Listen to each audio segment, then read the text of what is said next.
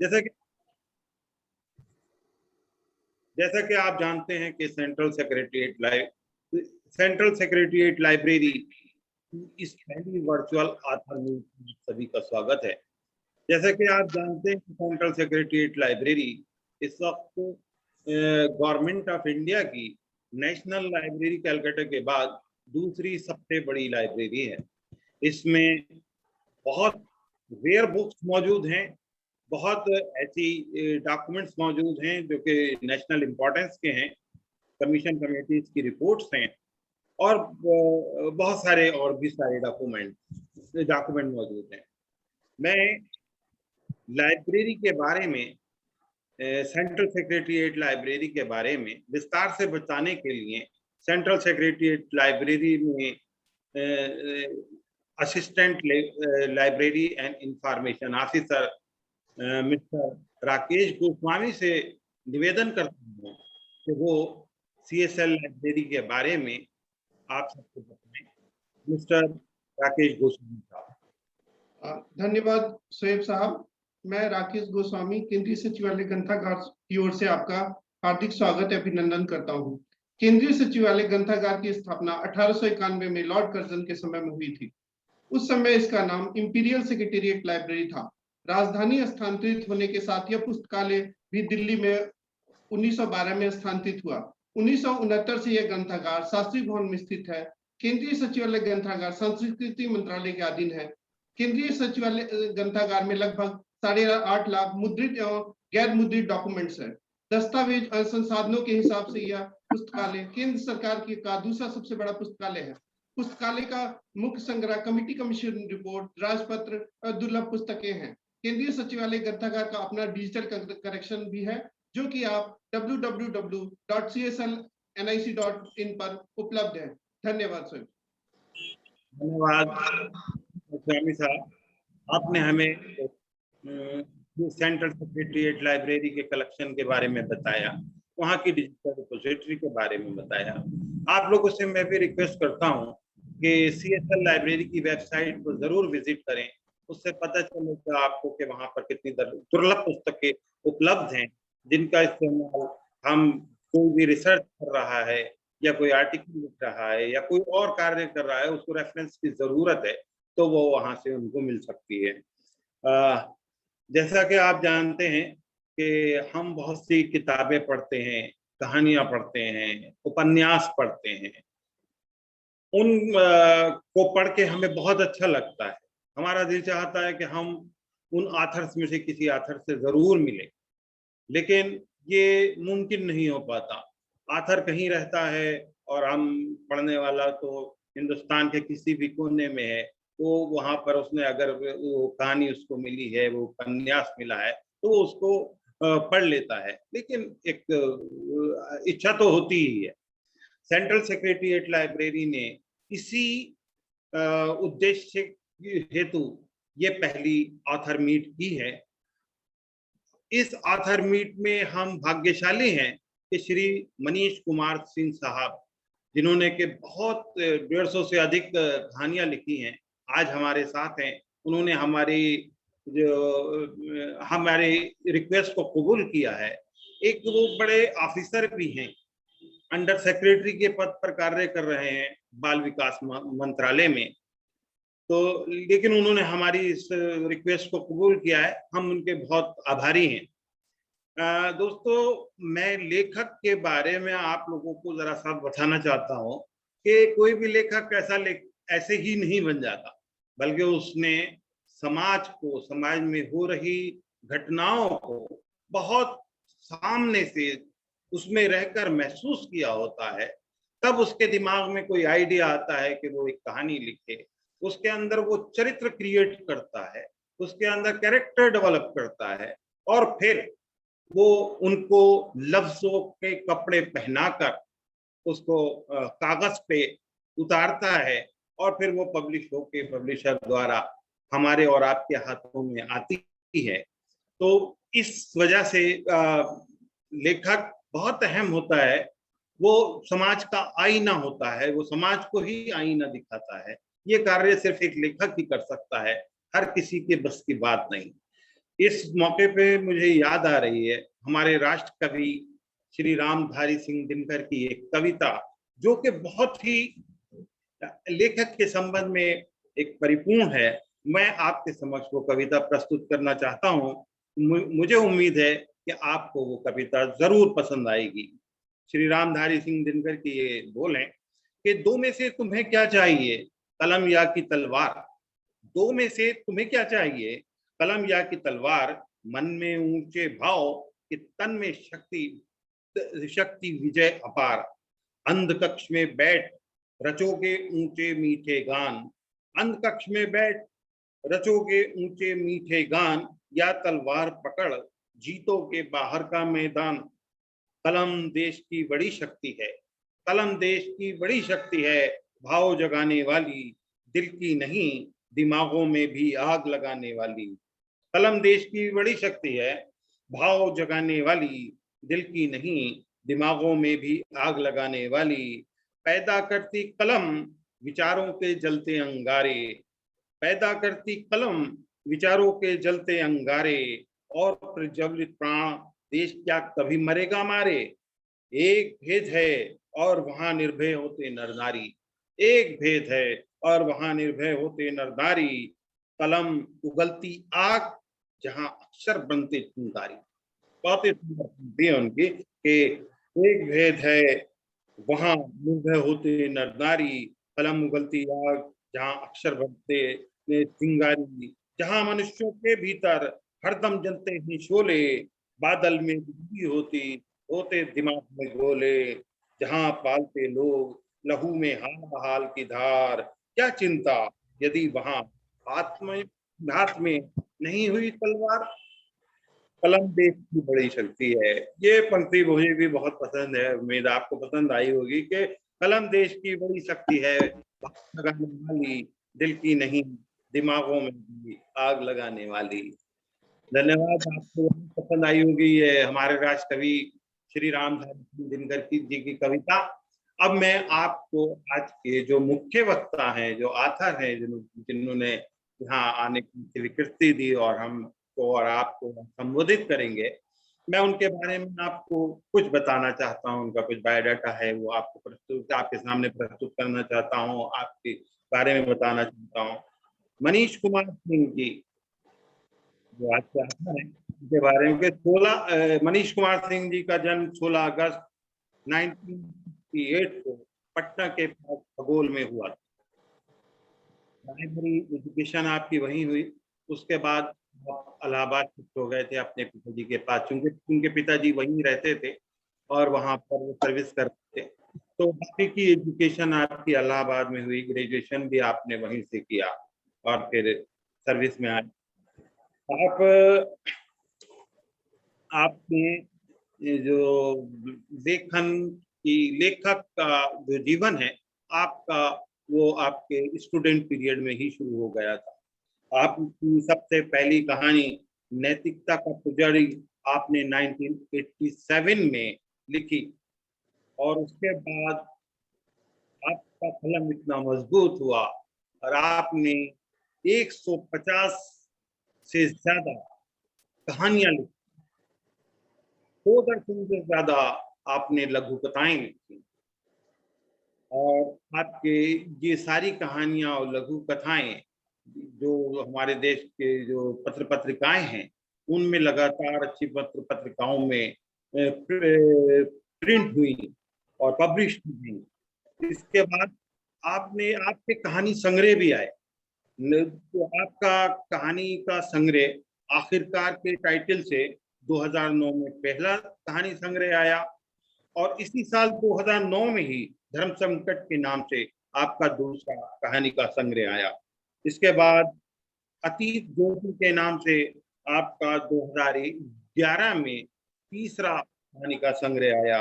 फिर वामन अवतार 2013 में, आत्मोश्वास 2014 में, सांझी छत 2017 में और विश्वयांतर 2017 में आपके प्रकाशित हुए।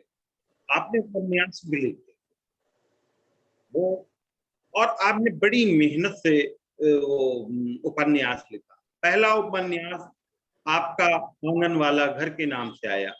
उसमें आप सोच सकते हैं कि आपने इसको 2014 से लिखना शुरू किया और ये उपन्यास आपका 2017 में पब्लिश हुआ। इसके बाद अब एक नया आपका उपन्यास आने वाला है, वो प्रिंटिंग के प्रोसेस में है और इसका टाइटल है मध्यांतर। हम दुआ करते हैं, प्रार्थना करते हैं भगवान से कि आपका ये मध्यांतर नावल जल्द आए और हमारे हाथों में हो। हम लोग भी इसे पढ़ें और फिर वो आपने किस तरह से किस माध्यम द्वारा, कितने कैरेक्टर के द्वारा आपने अपने जो आइडिया है, जिस टॉपिक पर आपने लिखा है, जिस कहानी को आपने उसको उपन्यास में ढाला है, वो हमें भी पढ़ने का मौका मिले। आपको लगातार बहुत सारे अवार्ड्स मिले। आपकी लघु कथा थी एक शरीफों का मोहल्ला, वो उसके ऊपर आपको 2015 में अवार्ड मिला। इसके बाद ई कल्पना पत्रिका द्वारा जुलाई 2019 में सोई हुई गली जो कहानी थी उसके लिए आपको अवार्ड मिला और जनवरी में अंधेरे की परछाई 2019 में ही आपको अंधेरे की परछाई के लिए भी आपको अवार्ड मिला। आप अपने ऑफिस में जितने भी हिंदी प्रमोशन के कार्य होते हैं उसमें बढ़ चढ़कर हिस्सा लेते हैं।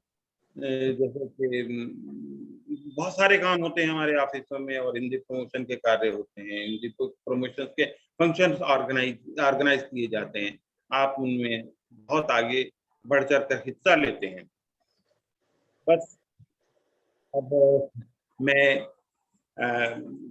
लेखक महोदय को आमंत्रित करना चाहता हूँ, लेकिन आमंत्रित करने से पहले भी मुझे श्री रामधारी सिंह दिनकर की एक 4 पंक्तियां और याद आ रही हैं। बस मैं वो और प्रस्तुत कर दूं और फिर आपको आपके लेखक के रूबरू कर दूंगा कि उनकी ये 4 पंक्तियां हैं कि तेजस्वी सम्मान खोजते नहीं, गोत्र बतला के। तेजस्वी सम्मान खोजते नहीं, गोत्र बतला के, पाते हैं जग से प्रशस्ति अपना कर्तव्य दिखा के। पाते हैं जग से प्रशस्ति अपना कर्तव्य दिखा के।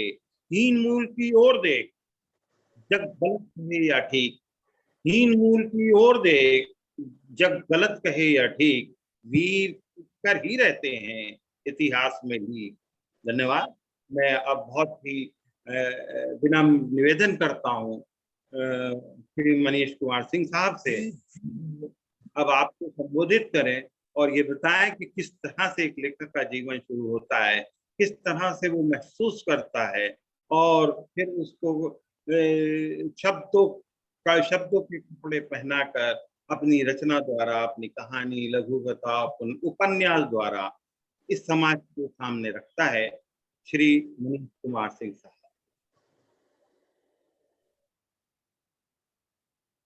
बहुत बहुत धन्यवाद शोएब भाई।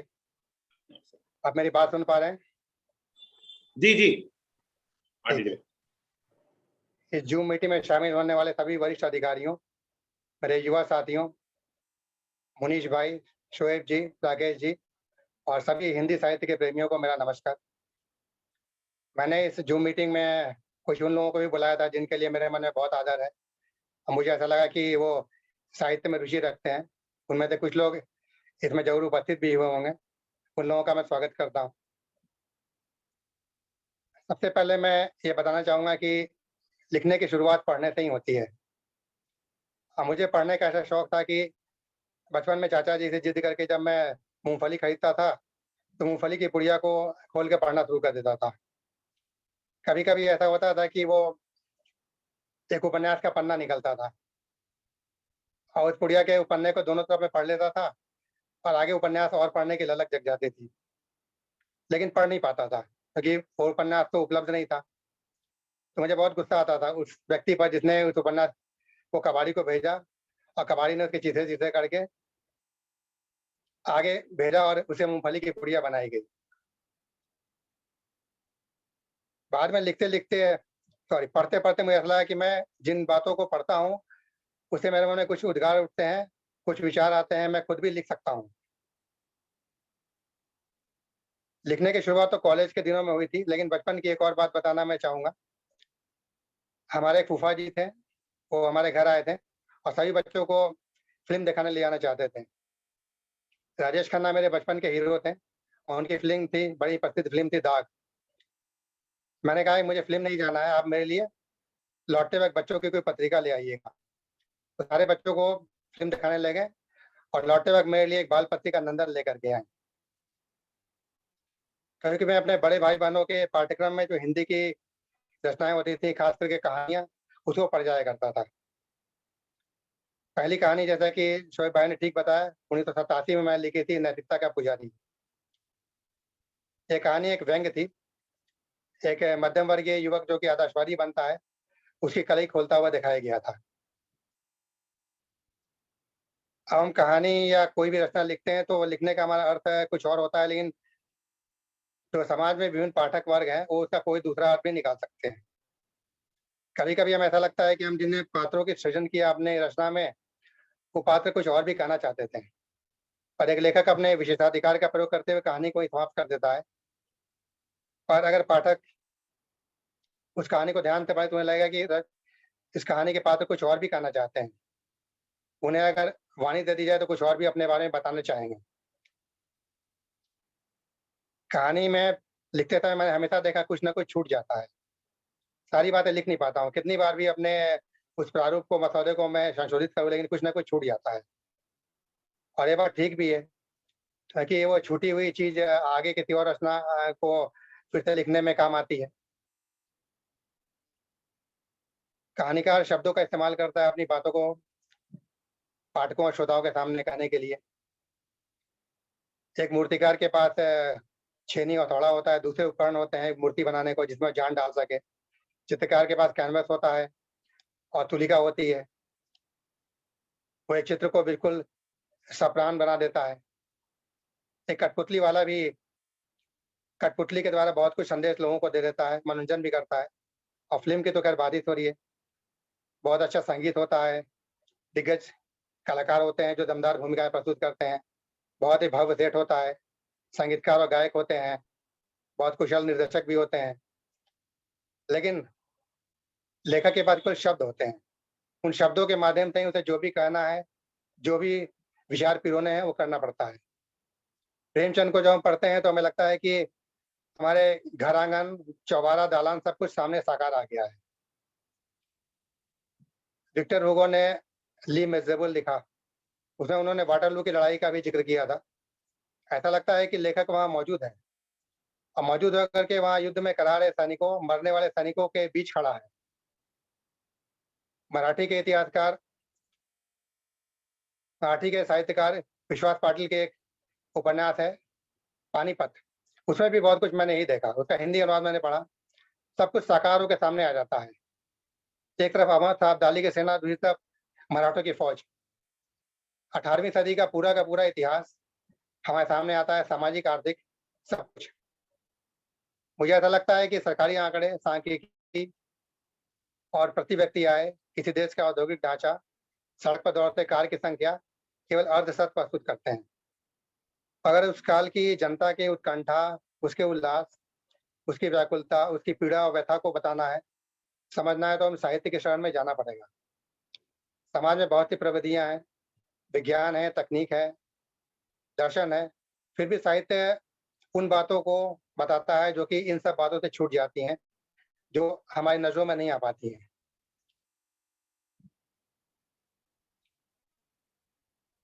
हमारे पसंदीदा रचनाकार प्रेमचंद हैं, इनको बचपन से मैं पढ़ता आया हूँ। प्रेमचंद की बूढ़ी काकी हो, इसमें एक बुजुर्ग के मनोविज्ञान को दिखाया गया है, या फिर पूछ की रात हो, जिसमें किसान खुश होता है भले ही उसका खेत जल गया हो, ताकि जाड़े में उसे रात में सोना न पड़े। नशा नाम की कहानी, इसमें एक निम्न वर्ग का व्यक्ति कुछ समय के लिए ऐश्वर्य में पल के अपनी हैसियत को भूल गया था, बाद में उसका नशा उतरता है तो उसे लगता है वो किसी दूसरी दुनिया से चला आया है। अमरकांत भी मुझे बहुत प्रिय हैं, उनकी कहानी जिंदगी और जोक, दोपहर का भोजन, इंटरव्यू वगैरह मेरे मन के बहुत ही नजदीक है। निम्न मध्यम वर्ग का उन्होंने बहुत ही अच्छा चित्रण किया है और मध्यम वर्गीय चालाकियां जो होती हैं उसको भी बहुत अच्छी तरह से उन्होंने अपनी कहानी में पिरोया है। साथियों, मैं मुख्यतः एक कहानीकार हूँ,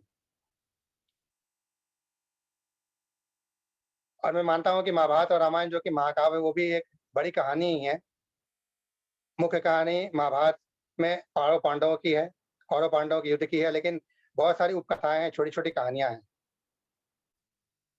हमारा देश बहुत ही समृद्ध है लोक कथाओं के मामले में, बौद्ध कथाओं, जैन आगम कथाओं के बारे में। कहानियों से मेरा वास्ता बचपन से ही रहा है। जाड़े में बोरती के चारों ओर इकट्ठा होकर हम आग तापते थे, दादी से कहानी सुनते थे। गली में चबूतरे के पास चबूतरे के ऊपर बैठ के भी कहानियां सुना करते थे, एक दूसरे को सुनाया करते थे। मैंने शुरुआत कहानी से ही की है। 1987 में जब मैं कॉलेज में था तो अपनी कहानी नैतिकता का पुजारी में लिखा। फिर कुछ और कहानियां लिखी और पत्र पत्रिकाओं को भेजी हमने। तो चूंकि वो प्रकाशित नहीं हुई तो फिर मैंने आगे भेजना बंद कर दिया, लेकिन लिखना और पढ़ना मेरा बदस्तूर जारी रहा। इसके बाद जब ये नौकरी लगी 1993 में, 1993 में, तो हमारे वित्त मंत्रालय की वह पत्रिका थी, उसमें मेरी कहानियां खूब प्रकाशित हुई, हर वर्ष प्रकाशित होती थी। लेकिन मंत्रालय की पत्रिकाओं से बाहर मेरी कहानी सबसे पहले 1998 में मनिका मोहनी जी के संपादन में प्रकाशित होने वाली पत्रिका वैचारिकी संकलन में हुई। उस कहानी का शीर्षक था महानगरी का प्रेत। गांव का कस्बे का एक युवक उठ करके शहर में आया है, बड़ा ईमानदार है, बहुत अच्छा बोला है, और यहाँ आकर के उसका परिवेश में उसका रंग बदल जाता है और वो फिर बिल्कुल महानगरी के प्रेत की तरह हो जाता है। उसके गांव में एक तालाब था, कहा जाता था कि उसमें एक ब्रह्म राक्षस है। तो शहर के गड्ढे में उसे अपनी छवि ब्रह्म राक्षस जैसी मिलती जुलती नजर आने लगी थी। परिवेश का बड़ा असर होता है। मैंने गांव के भोले भाले युवकों को शहर में आकर के स्ट्रीट स्मार्ट बनते देखा है, उसी का एक चित्रण था। मेरी कहानियां हंस में प्रकाशित हुई हैं, साक्षात्कार में, समकालीन भारतीय साहित्य में, कथा देश में, कथाक्रम में, विश्व गाथा में, हिंदी चेतना में, परिकथा में, पाकी में। हिंदी का शायद ही कोई बड़ी पत्रिका होगी जहां मेरी कहानियां प्रकाशित नहीं हुई होंगी, और एक क्रम दशकों से चला आ रहा है। कहने की जरूरत नहीं है कि लिखने से पहले पढ़ना जरूरी है और काफी मनन करना भी जरूरी है। अगर हम पढ़ेंगे नहीं और सोचेंगे नहीं और दूसरे की मनोभावनाओं को समझेंगे नहीं तो शायद उतना अच्छा लिख भी नहीं सकते हैं। क्योंकि हमारी कहानी कोई साहित्य कहानी है, कोई सत्य कथा मनोहर कहानी नहीं है, तो अखबारी खबर या पुलिस की रपट भी नहीं होती है। जो भी हम देखते हैं उसका पुनर्सृजन करना पड़ता है, चुपचाप उसे वैसा का वैसा नहीं लिख सकते हैं। लेखक की आर्थिक स्थिति या सामाजिक स्थिति चाहे जो भी हो, लेकिन लिखते वक्त उसकी मनोदशा साधारण नहीं होती है, वो असाधारण होती है। शायद देवी सरस्वती खुद ही उसके कलम पर बैठ करके उसे लिखवाती हैं। मैंने अक्सर यही पाया है कि वैसे तो आमतौर पर लेखक बड़ा ही साधारण होता है, लेकिन जब बोलना शुरू करता है अपनी कहानियों में तो पाठक से रूबरू हो जाता है। उस समय उसकी मन स्थिति बिल्कुल भी साधारण नहीं होती है। दुर्भाग्य से आजकल हम रचनाओं का मूल्यांकन बाजार की मांग पर करते हैं, एडवांस रॉयल्टी के नाम पर करते हैं। ऐसा करने से लेखक को कुछ भौतिक उपलब्धि जरूर मिल जाती है, लेकिन रचना की संवेदनशीलता और विचार तत्व की हत्या हो जाती है। इसे मैं ठीक नहीं समझता हूँ। मेरी रचनाओं का विषय निम्न वर्ग की जिजीविषा है, मध्यम वर्ग की जद्दोजहद है। जो हम अंतहीन भौतिक साधनों की ओर में भागे जा रहे हैं, उसके पीछे हमारा समाज, हमारा पारिवारिक रिश्ते दरक रहे हैं। जो आत्मीयता है उसका नाश हो रहा है। मेरी चिंता के मुख्य विषय ये हैं। फ्लैट संस्कृति का मैंने बहुत ही नजदीकी से अवलोकन किया है, अनुभव किया है। पुराने जगह पर हम रहते थे, बड़ा मकान होता था, अहाता होता था, ढेर सारे लोग होते थे, संयुक्त परिवार भी हुआ करता था। फ्लैट संस्कृति में हमें अच्छा फ्लैट तो मिल गया है जो हमारी अपनी कमाई का है, लेकिन पिछला मकान जो हमारे घर का मकान था, उस अन्य मकान हमसे भुलाया नहीं भूलता है। वहाँ का चबूतरा और छत बार बार याद आते हैं। फ्लैट का जो बेगानापन है, हम एक दूसरे को नहीं जानते हैं, पड़ोसी के काम नहीं आते हैं, ये बातें मुझे हमेशा ही कचोटती रहती हैं। इसके अलावा मैंने बच्चों और किशोरों के मनोविज्ञान पर भी लिखा, युवा मन पर भी मैंने कलम चलाई है। बुजुर्ग महिलाओं की व्यथा, बुजुर्गों की स्थिति पर भी मैंने लिखा है। जो गांव से कस्बे से होता है वो बड़े शहर में आया है और किस जद्दोजहद का उसने सामना किया है, उसके जीवन सफर के बारे में मैंने लिखा है। अपने उपन्यास में भी लिखा है और कहानियों में भी लिखा है। जिन रिश्तों को हम बहुत महत्व देते हैं क्योंकि वो भौतिक रूप से ज्यादा संपन्न है, वो हमारे काम नहीं आते हैं। और जो हमारे अपने हैं वो वास्तव में हमारे वो निकलते हैं जिनको हम सबसे ज्यादा उपेक्षा से ध्यान से देखते हैं। अपनी कुछ कहानियों के विषय में मैं चर्चा करना चाहूंगा। मेरी कहानी रूपांतरण जो मैंने शुरुआती दौर में ही लिखी थी, वो एक झुग्गी वाली बच्ची की कहानी है जो पार्क में मध्यम वर्गीय बच्चों के साथ खेला करती थी। जैसे वो खेलते हैं वैसे बच्चों को वो नहीं सिखाता है कि कौन बड़ा है कौन छोटा है। जो बड़े होते हैं वही बच्चों को सिखाते हैं कि कौन बड़ा है कौन छोटा है, किसका मजहब क्या है, किसकी जाति क्या है। बाद में उसने बच्चों से ही कहते सुना कि तुम छोटे लोग हो, तुम्हारे साथ खेलना ठीक नहीं है, हमारी मम्मी हमारे पापा मना करते हैं, हमारे गार्जियन तुम्हें मना करते हैं। उस बच्ची को बड़ी हैरानी हुई कि ऐसा क्या बात है कि मेरे साथ खेलने वाले बच्चे मुझे मना कर रहे हैं कि तुम्हारे साथ नहीं खेलेंगे। वो अपनी झुग्गी में गई तो उसकी माँ ने समझाया कि वो बड़े लोग हैं, तुम अपने स्तर के लोगों के साथ खेला करो। और वो बच्ची का धीरे धीरे रूपांतरण होने लगा। फिर वो खेलने से ज्यादा उसके सर को बोझा ढोने में जुट गई। फिर वो घर के काम काज में बर्तन मारने जुट गई। जिस सर का इस्तेमाल उसे पढ़ाई लिखाई में करना चाहिए था, उस सर का इस्तेमाल वो इतनी छोटी उम्र में बोझ ढोने में कर रही है। इसलिए मैंने उस कहानी का शीर्षक रूपांतरण लिखा था। कोई भी छोटा बड़ा पैदा नहीं होता है, हम लोग हमारा समाज और परिवेश उसे छोटा बड़ा बनाते हैं, उसे एहसास दिलाते हैं कि तुम्हारी जाति क्या है और तुम्हारी आर्थिक और सामाजिक स्थिति क्या है। हमारी एक और कहानी है, इसका शीर्षक है मिसेस रोशन का वंडर डॉग। एक बुजुर्ग दंपत्ति की दास्तान है ये। वो अमीर है, आर्थिक रूप से उन्हें कोई दिक्कत नहीं है, खाने पीने का कोई शिकायत नहीं है, घर में भौतिक साधनों की कोई कमी नहीं है। उन्होंने कुत्ता पाल रखा है विदेशी नस्ल का, और कुत्ते को बहुत चाहते हैं, अपने साथ सुलाते हैं, घुमाने ले जाते हैं, कार में ले जाते हैं। बच्चे को जरा भी दिक्कत होती है तो जानवरों के डॉक्टर के पास तुरंत भाग के पहुंच जाते हैं। इसका पड़ोसी मजाक उड़ाते हैं। वो कहते हैं अपने बच्चों से प्यार करने के बजाय ये बूढ़े बूढ़ी जानवर पर अपना प्यार और ममता लुटा रहे हैं। और उन्हें वस्तुस्थिति का अंदाजा नहीं था कि वो बुजुर्ग दंपत्ति बहुत उपेक्षित हैं अपने परिवार वालों और अपने कुटुंब वालों की वजह से। इंसान को जब प्यार नहीं मिलता है तो किसी न किसी पर ममता लुटाता है, किसी न किसी का प्यार चाहता है, चाहे वो मानवेतर प्राणी ही क्यों ना हो, चाहे वो पिंजरे में बंद चिड़िया हो, चाहे कुत्ता या बिल्ली कुछ भी हो। और बुजुर्ग दंपत्ति वही किया करते थे। इसलिए मैंने उस कहानी का शीर्षक मिसेस रोशन का वंडर डॉग रखा है। वो डॉग कोई वंडर डॉग नहीं है, कोई कार्टून कैरेक्टर नहीं है, लेकिन बुजुर्ग दंपत्ति का भावात्मक सहारा था। एक और कहानी थी बुजुर्गों पर ही, उसका शीर्षक है कालातीत। एक सज्जन है, बहुत अच्छी नौकरी की थी उन्होंने, जब तक नौकरी में थे बहुत शान शौकत थी, बच्चों को पढ़ाया लिखाया, बड़े ईमानदार थे, बच्चे अच्छी जगह लग गए, कोई दिक्कत नहीं थी। पर वो बच्चे ऐसे काम कर रहे हैं जिसे बुजुर्गों को पता नहीं, उनको अच्छा नहीं लगता है, उनके ईमान के उनके उसूलों के खिलाफ। वो समझाना चाहते हैं घर में कलह होता है। उन्हें दिक्कत होती है कि ये हमेशा ही पैसे के पीछे क्यों भाग रहे हैं, जबकि घर में सब कुछ है। ठहर करके साथ बैठ के चाय क्यों नहीं पीते हैं, क्यों नहीं डाइनिंग टेबल पर साथ बैठ के खाना खाते हैं, पुरानी बातें क्यों नहीं करते हैं। एक दिन लोगों ने देखा कि बुजुर्ग गायब हैं, और साथ में घर में जो छोटे बच्चे थे पोते पोती वो भी नहीं। लोगों को बड़ी हैरानी हुई। वो खोजने निकले तो देखा बुजुर्ग बरसात में चले जा रहे हैं छाता लेके अपने पोते पोती को लेकर के, और इंद्रधनुष दिखा रहे हैं। पोती कहती है कि दादाजी ये रेनबो है। बोलते हैं हाँ रेनबो है, इंद्रधनुष है, बरसात खत्म होने के बाद निकलता है। वो जमीन में पानी से भरे गड्ढे दिखा रहे हैं, और बच्चों को कहते हैं इसमें हम कागज की नाव चलाया करते थे, तुम लोग भी चलाओ।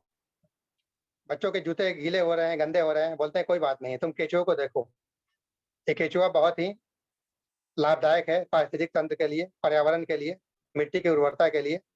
इंसान नष्ट हो जाएगा इस धरती से तो कोई फर्क नहीं पड़ने वाला है, इंसान ने धरती को बहुत नुकसान पहुंचाया है। लेकिन केचुआ कीड़े मकोड़े अगर नष्ट हो गए तो पूरा पारिस्थितिक तंत्र धराशायी हो जाएगा, क्योंकि मिट्टी की उर्वरता को बनाए रखने का काम ये केचुए करते हैं, कीड़े मकोड़े करते हैं, हम लोग नहीं करते हैं। हम बस धरती से लेना जानते हैं, धरती को अपने कुछ दिया नहीं है। कालातीत का अर्थ होता है जो काल के अधीन न हो, काल को पार कर जाए। बुजुर्ग बच्चों को, नई पीढ़ी को वो बात बताना चाह रहे थे, इस बात को जताना चाह रहे थे कि ऐसी कुछ बातें हैं जो भौतिकता के अंतहीन दौड़ में हमसे छूट रही हैं, और हमें उन्हें सहेजने की जरूरत है। इस तरह एक और कहानी है मेरी, जंगल का भूत। कुछ अभिजात वर्ग के लोग इकट्ठा हुए एक फार्म हाउस में, मौज मस्ती के लिए, शराब पीने के लिए। महिलाएं भी थे, पुरुष भी थे, अंग्रेजीदार लोग थे, एंजॉय कर रहे थे। एक ड्राइवर को रखा था जो कि पारसी आदिवासी समुदाय का था। बोला था कि इस पर दया करके हमने ड्राइवरी सिखाई है, काम करेगा, चलो किसी हिरन बाज सिंह का शिकार करते हैं। तब उनको बताया जाता है कि इस इलाके में शिकार करना मनाही है, शिकार करना अलाउड नहीं है। और वो अपनी ऊंची हैसियत के कारण बोलते हैं कि हमारे लिए सब कुछ ठीक है, वो चल देते हैं जीप पर सवार होकर के, और ड्राइवर था वो चलाने लगता है। ड्राइवर को लोग आदेश देते हैं कि देखो ये तुम्हारा इलाका है, तुम जानते हो कि हिरन या बारहसिंगा या जो भी शिकार है कहाँ मिलेगा, तुम ढूंढो जा करके, झाड़ी में थोड़ी सी हलचल हो रही है, तुम उधर जाके देखो क्या है वो, कौन सा जीव है। वो ड्राइवर जाता है उधर, और उधर कुछ आवाज आती है, तब तक एक आदमी जीप में बैठा हुआ गोली चला देता है, और ड्राइवर को लगती है वो ढेर हो जाता है। वो लोग जाते हैं देखने के लिए, पता चलता है कि वो आदमी मर चुका है। वहां से लोग भाग जाते हैं, बोलते हैं कि हमने किसी को नहीं देखा, वो जंगल का कोई भूत होगा, हमने किसी ड्राइवर को नहीं रखा है, हमें छोड़ के कोई नहीं जानता है कि हमने किसी समुदाय के लोगों को ड्राइवर को रखा था, ड्राइवर वगैरह कुछ नहीं है, वो भूत है। और वहां से ड्रीप लेकर के निकल जाते हैं। इस कहानी में मैंने दर्शाने का प्रयास किया है कि हमारी नजरों में ऐसे व्यक्ति जिनकी कोई हैसियत नहीं है, उनकी क्या कीमत है, उनकी जिंदगी की हम कीमत नहीं रखते हैं। चाहे हम कितने भी अंग्रेजदार हों, अभिजात वर्गीय हों, हमारी स्थिति बहुत ही अच्छी हो, पर हम इसकी हैसियत नहीं रखते हैं। हमारे एक और कहानी, सोशल डेथ। एक व्यक्ति है, ऑफिस में काम करता है, बदमिजाज आदमी है, तभी तो झगड़ा करता है, शराबी भी है, 10 तरह की बुराइयां हैं उसके अंदर, लेकिन वो मतलब के लिए रिश्ता नहीं बनाता है, वो ईमानदार है। उसका किसी से झगड़ा होता है और झगड़े में गाली गलौज हो जाता है, मारपीट हो जाती है, और वो जाति सूचक अपशब्द भी कर देता है। तो जाति सूचक अपशब्द करने के कारण उसकी नौकरी पर आंच आ जाती है, वो बुरी तरह से फंस जाता है और उसके खिलाफ कार्रवाई शुरू हो जाती है। अब क्या है कि जिन लोगों के साथ उठता बैठता था, दिन में 4 बार झगड़ा करता था, फिर भी दोस्ती होती थी, वो लोग उसको बहिष्कार करने लगते हैं। इस बात को उसे बहुत कष्ट होता है। बोलता है कि हमारे गांव में तो कई बार झगड़ा होता था, सुबह झगड़ा हुआ, शाम में हम लोग गले मिल जाते थे, और ऐसा क्यों हो रहा है कि मैं 10 लोगों को पीट सकता हूँ, कईयों को मैंने पीटा है, खुद भी मार खाया है, मैं बदतमीज हूँ, ठीक है, लेकिन मेरे दोस्त मुझसे बातें क्यों नहीं कर रहे हैं? पहले भी मैंने झगड़ा किया था, पर दूसरे दिन स्थिति समझ जाती थी। ये सामाजिक बहिष्कार मुझसे बर्दाश्त नहीं होगा। इस कहानी का शीर्षक मैंने सोशल डेथ इसलिए रखा है क्योंकि कानूनी प्रावधान एक जगह है, लेकिन सामाजिक परंपराएं एक जगह है। सामाजिक परंपराएं इंसान को इंसान से जोड़ती हैं, कानूनी प्रावधान कई बार इंसान को इंसान से तोड़ने का काम करते हैं। इस देश के समाज और परंपराओं को बिना सोचे समझे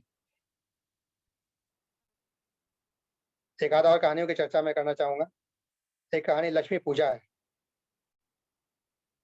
एक संपन्न वर्ग का दंपति और ज्यादा उन्नति करना चाहता है, ऑफिस में राजनीति है, दूसरे लोग उसे पछाड़ने में लगे हैं, वो दूसरों को गिराने में लगा हुआ है।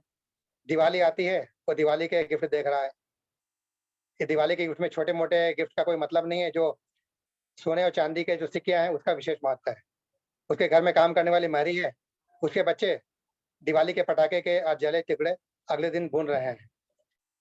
रजाई के रुई निकाल करके, बचे कुचे दिए में से तेल निकाल करके दिए जला के अपनी झुग्गी के सामने प्रसन्न हो रहे हैं, लेकिन वो आदमी असंतुष्ट है।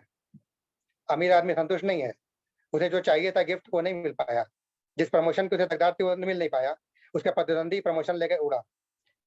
जबकि गरीब बच्चे थोड़ी सी मिठाई, थोड़े से बताशे में खुश हो गए हैं। तो लक्ष्मी पूजा किसकी की जाए? जो हमेशा संतुष्ट रहता है, कभी उसे चैन नहीं मिलता है, लक्ष्मी जी उस पर कृपा करेंगी या एक संतोषी व्यक्ति को दर्शन दे करके उसे संतुष्ट करेंगी? एक और कहानी की मैं चर्चा करना चाहूंगा। इसका शीर्षक मैं तैल चित्रकार रखा है। दफ्तरी जीवन की कहानी है। एक व्यक्ति नया नया ऑफिस में आता है, ऑयल पेंटिंग करता है, लोग उसका खिंचाई करते हैं कि दफ्तर में ऑयल पेंटिंग करने और कलाकारी करने का क्या महत्व है। तो एक दिन व्यक्ति कहीं चला जाता है, तो लोग उसके टेबल पर जाते हैं और देखते हैं कि एक कागज का टुकड़ा पेपर वेट के नीचे फड़फड़ा रहा है। वो सोचते हैं कोई ऑयल पेंटिंग वगैरह कर रखा होगा उसने, हो सकता है किसी स्त्री की सुंदर तस्वीर बनाई हो, देखने का अच्छा मसाला मिलेगा। लोग बड़ी उत्सुकता से उस तस्वीर को देखने के लिए कागज को उठाते हैं, तो देखते हैं कि उसमें तो घर का हिसाब किताब रखा हुआ है, बच्चे की बीमारी का खर्च, पत्नी के साड़ी लाने में कितना खर्च हुआ है, घर के किराने का खर्च, उधार के चुकाने का खर्च, ये सब बातें लिखी हुई हैं। पिछला उधार चुकाया कि नहीं इसके चुकी हुई है। एक निम्न मध्यम वर्ग के व्यक्ति भले अपने शौक को भी पाल सकता है, पर मुख्य रूप से उसका ध्यान जीविका चलाना होता है। इस कड़वी सच्चाई को मैंने उजागर करने का प्रयास किया है। एक उपन्यास मैंने लिखा, जैसे कि शोएब भाई ने बोला कि 3 साल लगे उसे लिखने में। एक उपन्यास का सामग्री तो मेरे पास तैयार ही था। उसका शीर्षक है आंगन वाला घर। ये 3 पीढ़ियों की दास्तान है। गाँव से शुरू होकर कस्बा, फिर बड़े शहर और फिर महानगर में आकर के व्यक्ति की मनोस्थिति, उसके जीवन यात्रा चलती रहती है। संयुक्त परिवार विखंडित होता है एकल परिवार में। बाद में एकल परिवार के भी पुर्जे पुर्जे उड़ जाते हैं, सारे इससे दरक जाते हैं। फिर भी उसको संतोष है, उसको इस बात की आशा है कि एक दिन सब लोग मिलजुल के इकट्ठा हो जाएंगे और एक दिन सारे रिश्ते नाते जुड़ जाएंगे। वो चाहे जहाँ भी हो हमारे साथ रहेंगे। अब व्हाट्सएप का युग आ गया है, सोशल मीडिया का युग आ गया है। इसके माध्यम से वो लोगों से जुड़ना चाहता है, गाँव के उन लोगों से जिससे वो बरसों पहले मिला था। जब पहले हमारे घर में आंगन हुआ करता था, अब तो फ्लैट में आंगन नहीं होता, लेकिन पहले आंगन हुआ करता था। आंगन में सब बैठते थे और सुख दुख की बातें करते थे।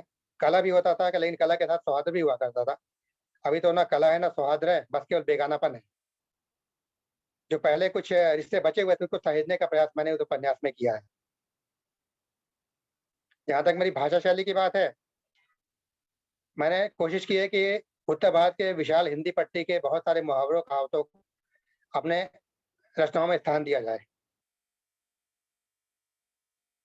क्योंकि सपाट बयानी का कोई मतलब नहीं है। काफी विस्तृत वर्णन मैं करना चाहता हूँ। अगर मैं किसी व्यक्ति को खुश देखना चाहता हूँ तो ऐसा लगे कि वो मीठा पान खा के आया है। उसके मुंह से निकलता हुआ पान का जो रस है उससे पता चलता है कि बहुत खुश है वो। अगर कोई व्यक्ति दुखी है तो चाहूंगा कि उसका ऐसा चित्रण किया जाए कि वो पीड़ा की पांडुलिपि दिखे, चेहरे से दुख बिल्कुल टपकता हुआ दिखे, जैसे आंखों से खून टपक रहा हो। आंगन का दृश्य दृश्य अगर दिखाना है तो बगल में एक पुरानी साइकिल भी होनी चाहिए, कुछ जूठे बर्तन होने चाहिए, एक झाड़ू रखी होनी चाहिए, कोई मरी काम वाली होनी चाहिए। बच्चे द्वारा असावधानी से एक आम की गुठली फेंक दी गई है किसी कूड़े के ढेर में, वहां आम का एक छोटा सा पौधा उग जाना चाहिए। आंगन का एक भरपूर दृश्य दिख जाए। हम दफ्तर की बातें करते हैं, दफ्तर की पूरी राजनीति, जो भी अच्छाई बुराई सब के सब सामने उजागर आ जाए। हमारी सारी बुराइयां, मनोविकार, जो अच्छाइयां हैं वो सब के सब हमारी शब्दों में पिरो करके सामने रख दो। ये सब कथोपकथन में तो होता है, लेकिन जब मैं खुद लेखक खुद करना जो चाहता है उसमें मैंने साहित्यिक हिंदी का प्रयोग किया है। हो सकता है कुछ लोगों को कठिन लगे, तो मुझे ऐसा मानना है कि अगर हम साहित्यिक हिंदी और बोलचाल की हिंदी में अंतर होता है। कुछ शब्दों का हम प्रयोग नहीं करेंगे तो शब्द आने वाले विषय में, आने वाले शब्दों में, आने वाले समय में हो सकता है शब्दों को जाने नहीं, वो लुप्त हो जाएंगे। उनको सहेजना भी लेखक का काम होता है। साहित्य से बड़ी बड़ी उम्मीदें की जाती है, लेखक से भी। प्रेमचंद की इस कथन को बार बार हम लोग उद्धृत करते हैं कि साहित्य राजनीति के आगे चलने वाला एक मशाल है और समाज को दिशा देती है। प्रेमचंद मेरे पसंदीदा रचनाकार जरूर हैं, लेकिन मैं इससे उनकी इस कथन से पूरी तरह से सहमत नहीं हूँ। पहले कभी ऐसा हुआ करता था कि वंदे मातरम कहने पर पूरा देश आंदोलित हो जाता था, एकजुट हो जाता था। अभी के युग में जो इंटरनेट का, सोशल मीडिया के युग है, उसमें साहित्य के प्रति जो अरुचि है ये बहुत ही दुखदाई है। साहित्य राजनीति के आगे चलने वाले मशाल के बजाय निर्मल वर्मा की इस उक्ति को मैं ज्यादा सच के नजदीक मानता हूँ कि साहित्य इंसान को उतना ही रास्ता दिखा सकता है, समाज को उतना ही दिशा दिखा सकता है, जितना कि एक बार माचिस जलाने पर उसकी जो हल्की सी झलक है उजाले की, वो हमें दिखे। बस उसी हल्की सी झलक से ही हमें रास्ता टटोल के आगे बढ़ना है। साहित्य से अधिक जो आर्थिक और व्यापारिक वाणिज्यिक प्रक्रियाएं होती हैं वो इंसान के जीवन पर ज्यादा असर डालती है। विक्टर हुगो का सम्मान हो, चाहे प्रेमचंद का हो, चाहे चीन में लू शू का हो, चाहे बहुत पहले भारत में कालिदास का हो, साहित्य के बजाय जो सामाजिक आर्थिक शक्तियां हैं उन्होंने इंसान के जीवन को ज्यादा प्रभावित किया है।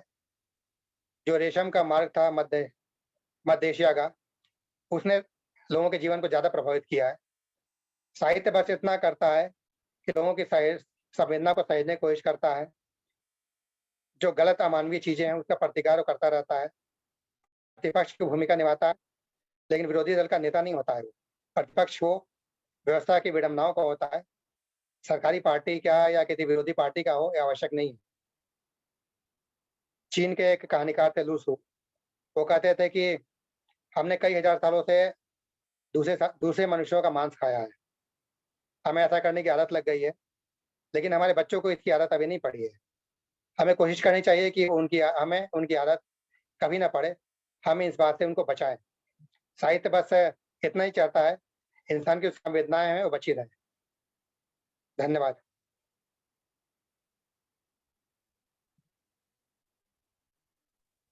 थैंक यू वेरी मच जनाब मनीष कुमार सिंह साहब। अभी हम सबसे संबोधित हो रहे थे, हमें बहुत अच्छा लगा। उन्होंने अपनी बहुत सारी कहानियों के बारे में, उनके जो मेन थीम थी उसके बारे में हमें बताया, और पता लगा कि जो कौन से छोटे छोटे इश्यूज हैं जो उन्होंने लिए हैं और उनको फिर कहानियों का रूप दिया है, और हमें एक सही दिशा चलने की एक मार्ग दिखाया है। हम उनके बहुत बहुत धन्यवाद देते हैं। लेकिन इस ही मीट में हमारे जो दर्शक, हमारे जो मेंबर्स इस वक्त जुड़े हुए हैं, उनके मन में बहुत सारे प्रश्न होंगे जो कि वो आथर महोदय से करना चाहेंगे, लेखक से करना चाहेंगे। तो मैं इसी तरह के एक दो जो हमारे इस वक्त कनेक्टेड मेंबर्स हैं उनसे दरखास्त करता हूं कि इफ अगर किसी के पास कोई क्वेश्चन है और वो क्वेश्चन आथर से करना चाहता है, मनीष कुमार सिंह साहब से करना चाहता है, तो वो अपना प्रश्न रेज कर सकते हैं। सिंह साहब नमस्कार। नमस्कार। सिंह साहब, मेरा एक प्रश्न था। वर्तमान समय में हिंदी लेखन को अपना कैरियर चुनना कहाँ तक सार्थक है? मनीष जी, अगर कैरियर से मतलब अगर जीविका पार्जन के साधन से है तो मैं इसकी सलाह किसी को नहीं दूंगा अगर मुझसे कोई पूछेगा तो, क्योंकि कैरियर का मतलब अगर जीविका चलाना है और पूर्णकालिक कैरियर बनाना है तो हिंदी लेखन से इंसान अपना भरण पोषण भी नहीं कर सकता है, 2 वक्त की रोटी भी नहीं कमा सकता है। एक ठीक ठाक जीवन यापन करना तो बहुत दूर की बात है, परिवार पालना तो बहुत ही दूर की बात है। लिखना पढ़ना बहुत अच्छी बात है, लिखने पढ़ने से हमें कोई रोक नहीं है, पर हमें जीविका साधन के लिए कोई ना कोई दूसरा उपक्रम जरूर ढूंढना पड़ेगा। मराठी और बांग्ला समाज में शायद साहित्यकारों की ज्यादा इज्जत होती होगी, उनके बारे में मुझे ज्यादा नहीं पता है। अंग्रेजी में ऐसा होता होगा कि किसी उपन्यास को लिखने से पहले ही लेखक को एडवांस में रॉयल्टी मिल जाती है, कई डॉलर मिल जाते हैं। हिंदी में स्थिति अभी नहीं आई है, कब आएगी मुझे नहीं पता। लिखना पढ़ने की तो बिल्कुल आज़ादी होनी चाहिए, लेकिन एक पूर्णकालिक कैरियर के रूप में मैं इसका परामर्श किसी को नहीं दे सकता हूँ। धन्यवाद जी धन्यवाद। सर, ये बहुत बड़ी विडंबना है कि एक लेखक जो कोई समाज में इतना कार्य करता है, वो कोई इस तरह का इसको अपना जीविकोपार्जन के लिए इससे इतना अर्न नहीं कर सकता, इतना कमा नहीं सकता कि जिससे जो है वो अपनी और अपनी फैमिली का भी निर्वहन कर ले। मैं और किसी मेंबर को अगर कोई सवाल करना चाहता है तो उसको भी आमंत्रित करता हूँ। 1-2 क्वेश्चन इस पर ले पाएंगे, टाइम का तो अभाव है। नमस्ते सर, मैं श्री मनीष कुमार जी से एक क्वेश्चन पूछना चाहती हूँ। जी बोलिए। सर, मेरा प्रश्न ये है कि एक लेखक को अपनी रचना लिखने से उसे प्रकाशित करने के लिए कितनी समस्याओं का सामना करना पड़ता है? मैडम, लिखना अपने नियंत्रण में है, हम जो चाहे लिख सकते हैं, लिखने पर किसी का कोई रोक नहीं है, हम स्वतंत्र हैं, लेकिन हमारी स्वतंत्रता केवल यहीं तक है। उसके बाद प्रकाशन करने के लिए जानलेवा कोशिशें करनी पड़ सकती हैं, जहाँ तक हिंदी पट्टी के साहित्यकारों का सवाल है। और ज़्यादातर लेखकों के बाद कोई लहसुन या रत्न भी नहीं होता है कि हम लिखवा सके, ऐसा कोई संपर्क सूत्र भी नहीं होता है। लेखक के रचनाओं का एक बाजार भाव भी होता है। प्रकाशक के पास हर चीज के लिए पैसा है, कंप्यूटर के लिए पैसा है, अपने स्टाफ को देने के लिए पैसा है, उसके तनख्वाह देने के लिए, लाइब्रेरी वगैरह में दूसरी जगह अपनी पुस्तकें खपाने के लिए शायद रिश्वत देने के लिए भी पैसा होगा, और आने जाने के लिए पैसा है, विज्ञापन का पैसा है, कागज के प्रिंटिंग का भी पैसा है। लेकिन बस लेखक को देने के लिए पैसा नहीं है। उल्टे उसकी अपेक्षा ये होती है कि लेखक अपनी रचनाएं छपवाने के लिए उसे पैसा दे, या तो सीधे पैसा दे दे या फिर 100-200 किताबें खरीद करके अपने दोस्तों के बीच वितरित करे, या जो भी करना हो करे। इस तरीके से वो लेखक से ही पैसा लेने का प्रयास करता है। तो ये बहुत ही कठिन स्थिति है। और हिंदी साहित्य में प्रकाशन जरूर हो रहा है, लेकिन जो अगर एक किताब प्रकाशित होती है तो उसके पीछे कम से कम 10 किताबें ऐसी होती हैं जो कि प्रकाशन होने योग्य हैं लेकिन प्रकाशित नहीं होती हैं, क्योंकि फिर बाजार की बात और प्रकाशक का अपना जो गणित है वो सामने आ जाता है। एक सच्चाई है जो मैं आपसे शेयर करना चाहता हूँ। धन्यवाद। जी सर, धन्यवाद। धन्यवाद सर। इस वक्त और भी क्वेश्चन आ रहे हैं जो कनेक्टेड मेंबर्स हैं, लेकिन इस समय चूंकि टाइम का अभाव है इस वजह से कोई और क्वेश्चन अब हम इस वक्त नहीं ले कोई बात सकते। नहीं, एक आध प्रश्न की इजाजत दे दीजिए, एक आध प्रश्न की इजाजत दे दीजिए। मुनीश जी अगर लाइन पर हैं, मुनीश साहब। Hello correct. हेलो जी आवाज आ रही है? जी, आवाज आ रही है। जी, मैं हरीश कुमार। मैं ये जानना चाहता हूँ कि एक लेखक का एक पुस्तकालय से कितना संबंध है और उसको पुस्तकालय के बारे में क्या उसकी विचारधारा है?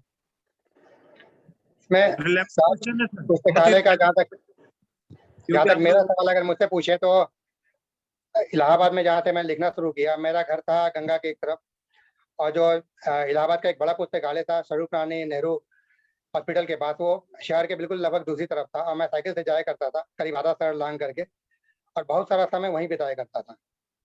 और मेरी आदत यहाँ भी बनी रही, यहाँ भी मैं जाड़ा गर्मी बरसात जो भी हो, मैं सेंट्रल सेक्रेटरी लाइब्रेरी आता हूँ, पढ़ता हूँ, किताबें भी इशू कराता हूँ, और इस बात की बिना परवाह कि कई बार मुझसे लोग जान पहचान के लोग मिलते हैं, बोलते हैं कि आप यहाँ कहाँ जा रहे हैं, आपकी पोस्टिंग क्या शास्त्री भवन में है? मैं कहता हूँ पोस्टिंग तो मुझे कही थी दूसरी बिल्डिंग में है, लेकिन यहाँ मैं पढ़ने के लिए आया हूँ, या किताबें इशू करने, या किताब इशू जो मैंने करवाई थी वो पढ़ चुका हूँ, उसे लौटाने के लिए आता हूँ। किताबें पढ़ना के लिए लाइब्रेरी सबसे अच्छा साधन है। लाइब्रेरी में मुझे सुख मिलता है, मुझे शायद ही कहीं और मिला हो। और मुझे लगता है हर गंभीर लेखक जो कि अपनी रचना में सुधार करना चाहता हूँ, पुस्तकालय का जो आंचल है कभी छोड़ना नहीं चाहेगा। धन्यवाद। धन्यवाद सर। हम लोग चूंकि लाइब्रेरी साइंस के लोग हैं और लाइब्रेरी में हम लोग बहुत सी किताबों के बहुत आंसू देखते हैं सर। बहुत सी किताबें ऐसी रखी रह जाती हैं लाइब्रेरी में कि शायद आने के बाद में हमने प्रोसेस करके रखी, शेल्फ में वो पहुंची और बहुत जमाने तक उनको कोई पढ़ने वाला भी नहीं होता। कोई कोई बहुत सी किताबें तो यूज में आती रहती हैं, लेकिन बहुत सी ऐसी पुस्तकें भी हमने देखी हैं जिनको मैं कहता हूँ कभी कभार कि मैं इनके आंसू देखा करता हूँ सर। तो आप जैसे रीडर्स हमारे लिए बहुत ही प्रेरणा के स्रोत हैं। हम आपका बहुत बहुत धन्यवाद करते हैं। सवाल इस वक्त और भी आने के लिए हैं, लेकिन आज चूंकि समय का अभाव है इस कारणवश इसको आज हम लोग यहीं इस आपके संबोधन को रोकेंगे। अब मैं हमारे बीच में श्री मनोज देवरिया साहब, देवरी साहब, डायरेक्टर CSL लाइब्रेरी मौजूद हैं।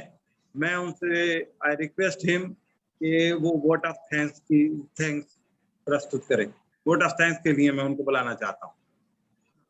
मैं मनोज देवरी, डायरेक्टर CSL, भारत सरकार, संस्कृति मंत्रालय और केंद्र सचिवालय पुस्तकालय की पूरी टीम की ओर से मनीष जी आपका बहुत बहुत हार्दिक धन्यवाद करता हूं, जिन्होंने अपना कीमती समय निकालकर लेखक से मिले में हिस्सा बनाया।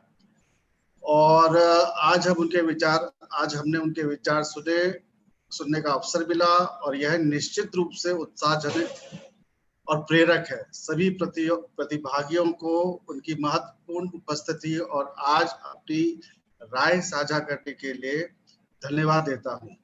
आज के आयोजन का सफल बनाने के लिए एक बार फिर सभी को धन्यवाद, और स्पेशली शोएब अहमद जी जो कि दूसरे मंत्रालय से है, उन्होंने हमारे प्रोग्राम को सफल बनाने में बहुत मेहनत की और अपनी साझेदारी से इस प्रोग्राम को, इस कार्यक्रम को सफल बनाया। मैं आशा करता हूं कि ऐसे कार्यक्रम हमारा पुस्तकालय और जल्दी करे और ऐसे अच्छे प्रतिष्ठित और प्रसिद्ध लेखकों को लेकर आए, जिससे कि हम उनके साथ अपना विचार विमर्श करें और आदान प्रदान करें। और हमें लिखने के लिए जो एक प्रोत्साहन चाहिए होता है, हम जो सेंट्रल सेक्रेटेरिएट के ऑफिसर्स हैं या ऑफिशियल्स हैं, उनको इतना समय नहीं मिल पाता कि वो कब लिखें। तो ऐसे जो लेखक हैं हमें ऐसे प्रोत्साहित करें, जिससे कि हम भी लिखना शुरू करें, हम भी पढ़ना शुरू करें। पहले तो फाइलों के अलावा पढ़ना शुरू करें और उसके बाद कुछ लिखना शुरू करें, जिससे कि एक अपनी भी मेंटल डेवलपमेंट होती है। लिखने से आदमी के विचार खुलते हैं और वो बहुत आगे समझदारी की तरफ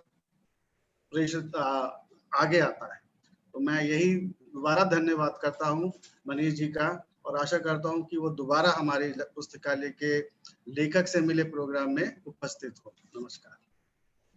धन्यवाद सर, धन्यवाद आपका बहुत बहुत। आपने बहुत प्रेरणा दी और ऐसे शब्द इस्तेमाल किए कि जिससे ये अब आइंदा हमें उम्मीद है, चूंकि आप डायरेक्टर महोदय हैं, आप इस तरह के कार्यक्रमों में हमें अप्रूवल की जरूरत पड़ती है। जरूर जरूर जरूर हमारा साथ देंगे तो इस तरह की मीट भविष्य में भी हम लोग ऑर्गेनाइज करते रहेंगे।